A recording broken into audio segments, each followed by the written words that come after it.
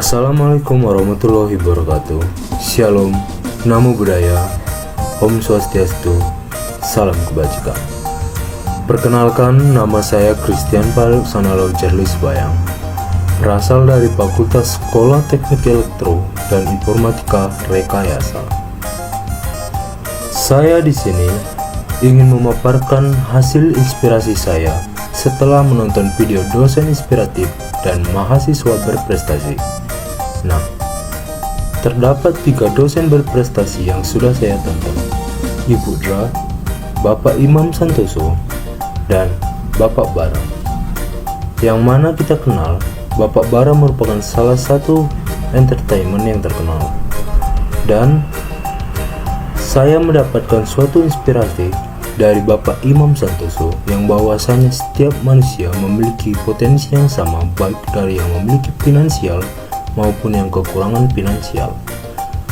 Dan dari Ibu Dra saya mendapatkan suatu inspirasi bahwasanya manusia itu selalu berkembang setiap detik dan setiap menit, tergantung bagaimana kita menempatkan diri kita.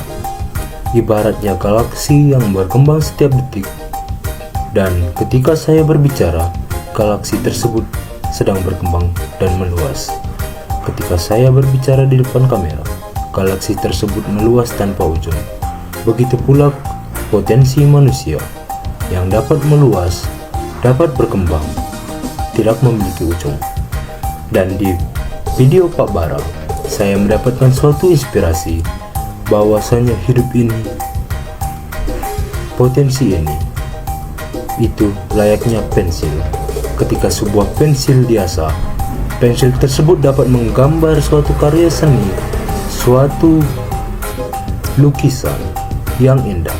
Tetapi ketika pensil tersebut berhenti diasah, itu akan menjadi sepotong kayu yang tidak berguna, yang hanya akan dibuang, tidak menghasilkan sebuah nilai. Begitu pula layaknya manusia, ketika seseorang diasah, itu akan menjadi suatu pribadi yang sangat unggul, baik dalam bidang akademik maupun non-akademik. Di dalam karakter development training, saya juga mendapatkan sebuah inspirasi yang sangat besar dari para trainer saya, yang bahwasanya mereka 2 tingkat dan 1 tingkat di atas saya. Mereka memberikan suatu inspirasi mengenai adaptasi dan bagaimana cara menjadi mahasiswa berprestasi di Institut Teknologi Bandung.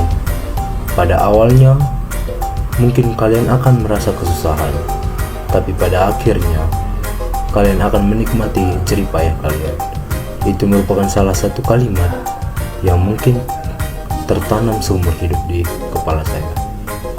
Dan selain itu, para trainer memberikan saya sebuah penjelasan mengenai adaptif, integritas, dan rendah hati.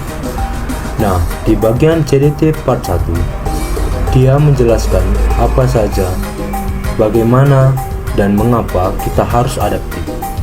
Adaptif berasal dari kata adaptasi, yang berarti fleksibilitas manusia atau bersosialisasi manusia.